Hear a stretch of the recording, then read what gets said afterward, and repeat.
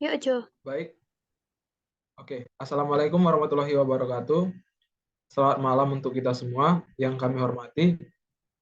Bapak Panji selaku dosen pengampu ekonomi pembangunan dan teman-teman yang hadir dalam Zoom meeting malam ini. Kami ingin membahas tentang kota Helsinki yang ada di Finlandia.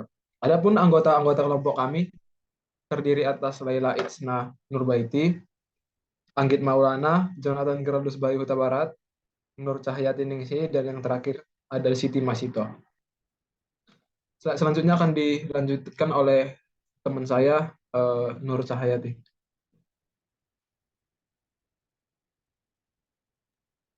Baik, saya akan menjelaskan terkait letak geografis Finlandia. Finlandia terletak berdekatan dengan Rusia. Nah, ini yang menyebabkan Finlandia harus melakukan antisipasi adanya ancaman militer yang dilakukan oleh Rusia. Nah, antisipasi ini dilakukan dengan cara membuat sistem yaitu disebut Deeper Underground atau Underground City. Nah, pada abad kedua di kota Helsinki itu memanfaatkan sejarah Perang Dingin dan fondasi geologisnya yang unik untuk membangun dirinya sendiri menjadi kota. Nah, kota ini tidak dibangun secara meluas tetapi mendalam. Jadi, pembangunan kota itu dilakukan dengan menggali tanah yang dalamnya sekitar 500 kaki. Nah, fotografer Sebastian Wolf mendokumentasikan banyak cara kota ini membawa kehidupan ke bawah tanahnya. Ternyata Wolf mengungkapkan strategi 60 tahun ibu kota Finlandia untuk pembangunan perkotaan dengan cara menggali, bukannya menyebar keluar dan mengembangkan kehidupan dan infrastrukturnya itu di bawah permukaan tanah. Kemudian Deeper Underground itu adalah proyek bawah tanah Helsinki di Finlandia yang sudah dilaksanakan pemerintahannya pada beberapa dekade lalu sebagai upaya antisipasi adanya ancaman militer dari Rusia. Pembuatan kota bawah tanah ini dilatar belakangi karena letak Finlandia itu yang berdekatan dengan Rusia. Jadi, mereka membuat tempat perlindungan untuk menampung masyarakatnya apabila terjadi serangan dari Rusia. Nah, karena tidak menutup kemungkinan bahwa Rusia akan menyerang Finlandia dalam eh, cara apapun. Nah, di kota bawah tanah ini terdapat lebih dari 5.000 tempat perlindungan atau perlindungan bom di kota Helsinki dan cukup untuk menampung lebih dari seluruh populasi di kota Helsinki. Saat ini selain menjadi tempat perlindungan, digunakan untuk aktivitas pada umumnya. Jadi ada ada eh, fashion store, terus kayak kolam renang dan beberapa tempat lainnya, sebagaimana layaknya kota pada umumnya. Nah, kemudian di Helsinki ini memiliki banyak fasilitas sipil bawah tanah, mulai dari tadi kolam renang hingga gelanggangan hoki, gereja hingga taman skate, dan kemudian ada pusat perbelanjaan juga. Terminal bus bawah tanah terbesar di dunia, terminal bus Kanopi juga terdapat di kota bawah tanah Helsinki ini.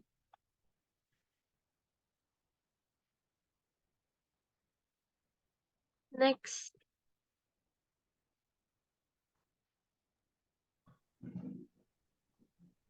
Nah, dalam proyek pembangunan Underground City, atau biasa disebut proyek Metro Helsinki ini dilakukan pada beberapa periode yaitu mulai dari 1969 hingga 1982.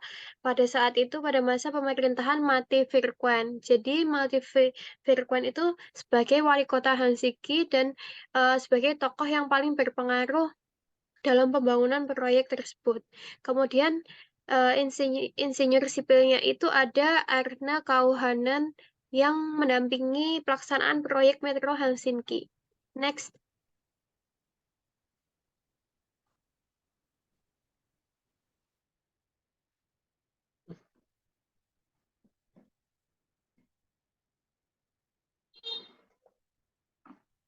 Bisa Bentar ya, guys.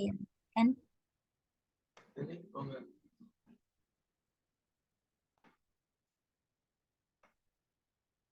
Bentar aku stop share dulu ya.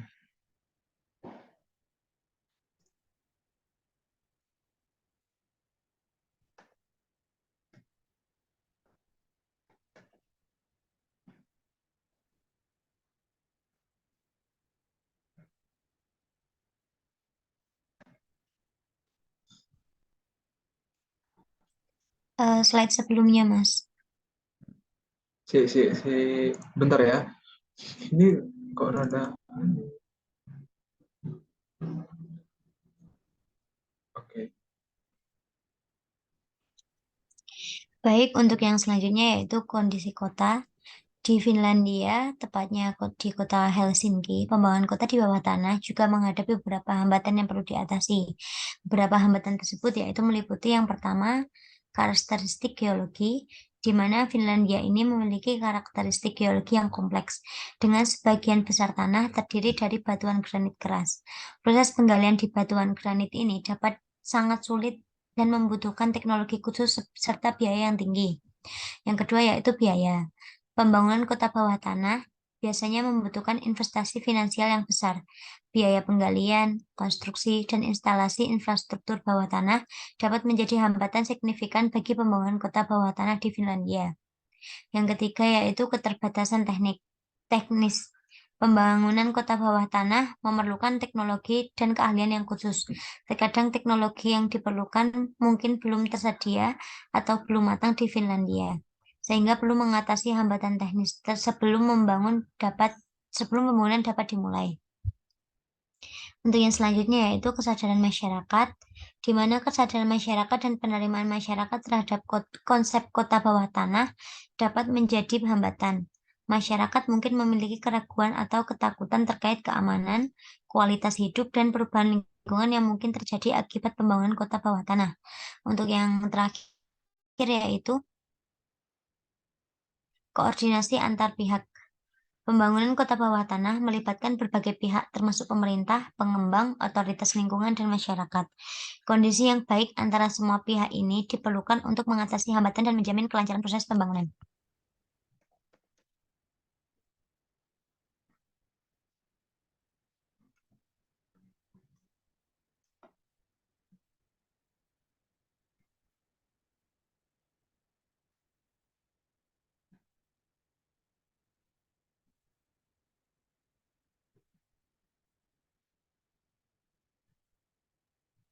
Selanjutnya, proses pembangunan.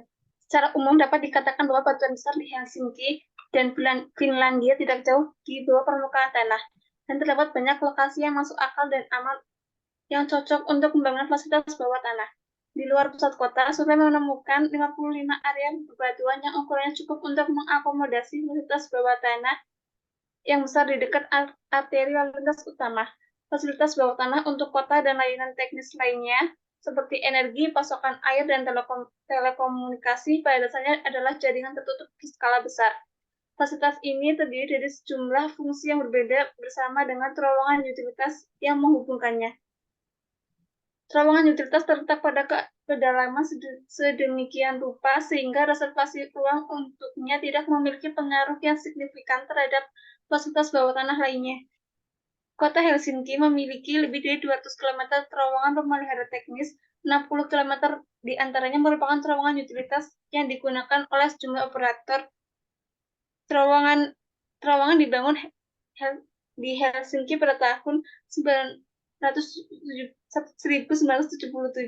mengakomodasi jalur transmisi dan pipa untuk sistem pemasaran listrik, pendinginan listrik, dan pasokan air, serta sejumlah besar sambungan kabel yang berbeda. Divisi Geoteknik Departemen Real Estate Kota Helsinki telah menjadi perancang utama yang bertanggung jawab atas perencanaan tahap awal dan konstruksi yang diperlukan untuk konstruksi batuan terowongan utilitas, pabrik pengolahan air limbah bawah tanah, dan terowongan pembuangan air limbah yang diolah. Fasilitas yang dirancang oleh Divisi Geoteknik meliputi jalur terowongan, aula poros vertikal, dan terowongan akses yang diperlukan.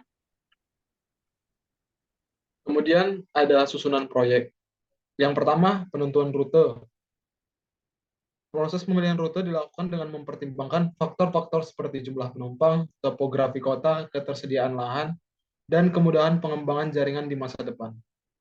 Ada beberapa rute yang diusulkan dan dipertimbangkan dalam tahap perencanaan, dan rute akhir yang dipilih adalah yang menawarkan aksesibilitas terbaik ke pusat kota Helsinki. Yang kedua ada desain lokasi termasuk stasiun dan terowongan. Setelah rute ditetapkan, langkah selanjutnya adalah merancang stasiun-stasiun. Kemudian, desain stasiun harus mempertimbangkan kenyamanan dan keamanan penumpang, serta aspek estetika dan integrasi dengan lingkungan sekitar. Stasiun-stasiun dibangun dengan kedalaman antara 15 sampai 60 meter di bawah permukaan tanah. Yang ketiga ada persetujuan pihak-pihak terkait proyek. Sebagai proyek besar dan mahal, perencanaan Metro Helsinki memerlukan persetujuan dari berbagai pihak yang berwenang. Proses persetujuan meliputi konsultasi dengan pihak berwenang yang terkait dengan transportasi, lingkungan, dan keuangan, serta perundingan dengan masyarakat lokal dan kelompok lingkungan yang terdampak langsung. Keempat, pembiayaan. Biaya pembangunan Metro Helsinki sangat besar, dan pembiayaannya melibatkan banyak sumber dana termasuk pemerintah kota, negara, dan lembaga internasional. Dalam artikel dijelaskan bahwa sumber pembiayaan diperoleh dan bagaimana pengelolaan keuangan proyek dilakukan.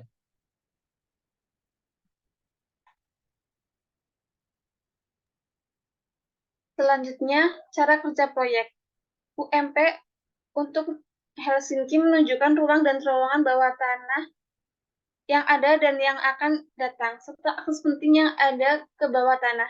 Ini juga mencakup sumber daya batuan yang dicadangkan untuk pembangunan fasilitas bawah tanah yang belum disebutkan namanya, dengan tujuan mengidentifikasi lokasi yang baik untuk fungsi yang cocok untuk lokasi bawah tanah, dan yang juga akan mengurangi tekanan pada sumber daya batuan kota. Layanan teknis dan terowongan utilitas di Helsinki dapat diandalkan dengan mengoptimalkan jaringan berskala besar di batuan dasar yang mencantumkan beberapa keuntungan.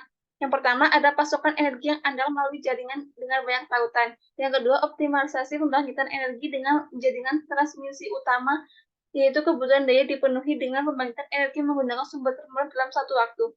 Yang ketiga, biaya dibagi antara beberapa pengguna. Yang keempat, tanah dibebaskan untuk keperluan konstruksi lainnya. Yang kelima, penampilan dan citra kota ditingkatkan karena jumlah saluran udara dapat dikurangi. Yang keenam, pekerjaan konstruksi yang dilakukan pada pipa dan saluran bawah tanah memiliki kerugian yang jauh lebih sedikit daripada pekerjaan serupa yang dilakukan di permukaan jalan. Yang ketujuh, batu ledakan yang dihasilkan dari pembangunan terowongan dapat dimanfaatkan.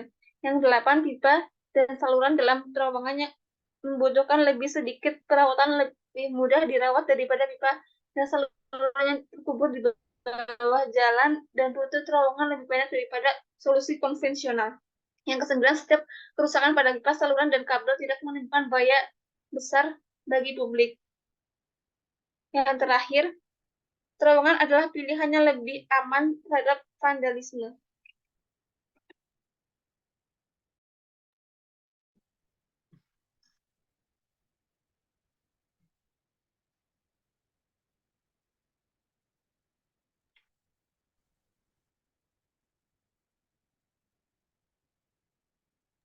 Next slide.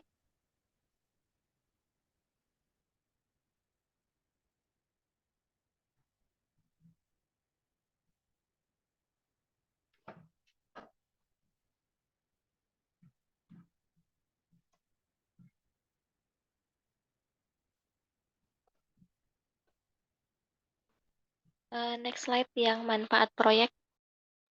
Bentar ya guys, ini ada kok tiba-tiba nggak bisa.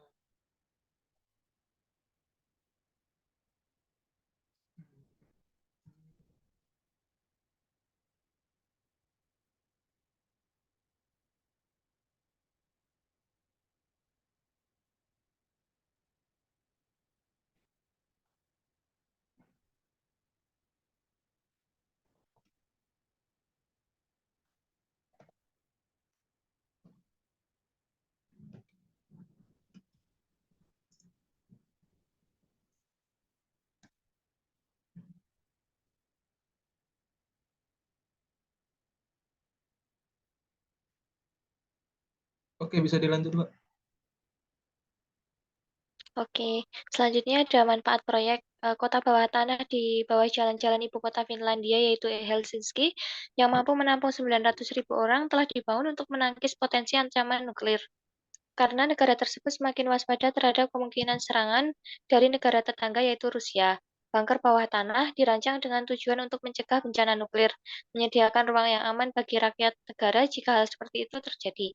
Bunker tersebut dilaporkan memiliki kedalaman 30 meter dengan luasnya sekitar 9 juta meter persegi.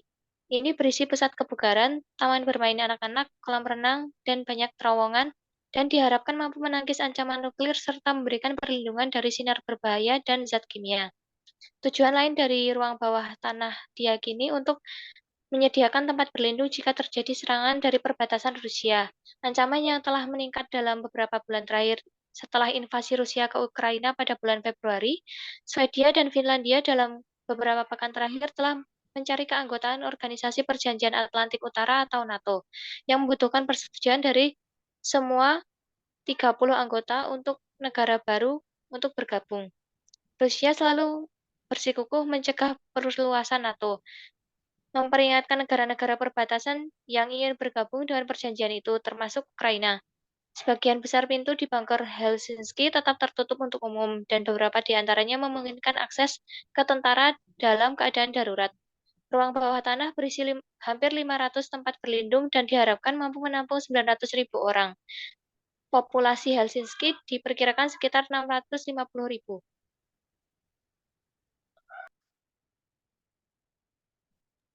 Next. Udah di next, Mbak. Untuk yang selanjutnya yaitu dampak proyek.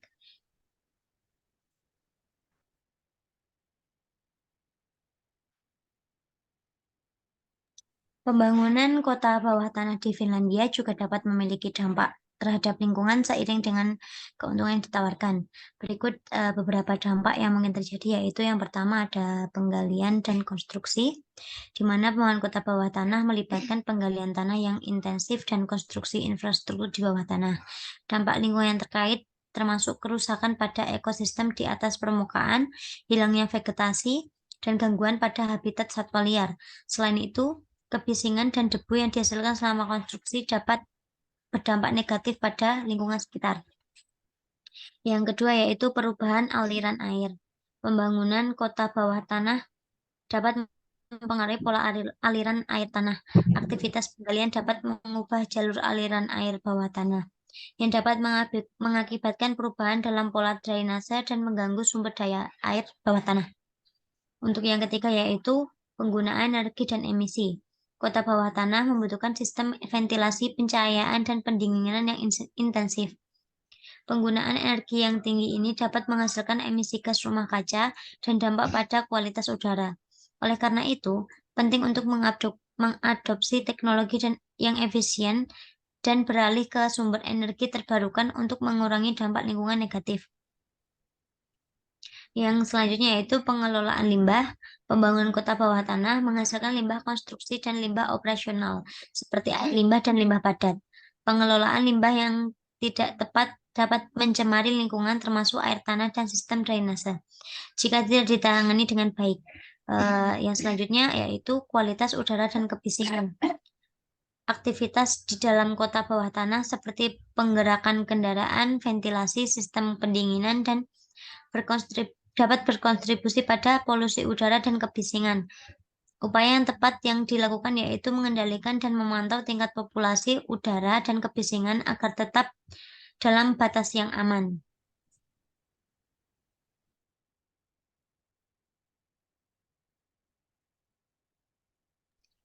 Untuk yang selanjutnya penghematan ruang, pembangunan kota bawah tanah memungkinkan pemanfaatan ruang di bawah permukaan tanah yang sebelumnya tidak dapat dimanfaatkan secara efisien. Yang berikutnya yaitu adalah pelestarian lingkungan dengan mengurangi kebutuhan akan lahan permukaan untuk pembangunan kota bawah tanah dapat melakukan melestarikan kawasan hijau, habitat dan ekosistem yang penting bagi keanekaragaman hayati. Yang selanjutnya itu pelindungan terhadap perubahan iklim. kota bawah tanah dapat memberikan perlindungan terhadap perubahan iklim dan fenomena alam yang ekstrim seperti badai salju, suhu ekstrim, atau banjir. Dan yang terakhir yaitu transportasi berkelanjutan, di mana pembangunan kota bawah tanah sering dikaitkan dengan pengembangan sistem transportasi berkelanjutan seperti kereta bawah tanah atau rel cepat. Selanjutnya, selain dampak terhadap lingkungan, pembangunan proyek juga berdampak terhadap perekonomian. Yang pertama ada pertahanan dan peningkatan laju pendapatan negara. Sebagai kota pelabuhan perdagangan terbesar di Finlandia, adanya underground city ini mampu mendorong kegiatan perekonomian dan tetap mempertahankan perekonomian jika terjadi hal yang tidak diinginkan. Kemudian ada peningkatan turisme. Proyek underground city juga mampu menjadi daya tarik bagi wisatawan asing maupun lokal. Yang ketiga ada permudahan akses. Saat ini sekitar 50.000 orang Estonia tinggal di Finlandia dan 20.000 lebih bekerja di Finlandia. Dan ada sekitar 5.000 orang Finlandia yang tinggal di sisi Estonia. Terowongan ini diharapkan dapat meningkatkan jumlah tersebut dan mendukung hubungan kedua negara.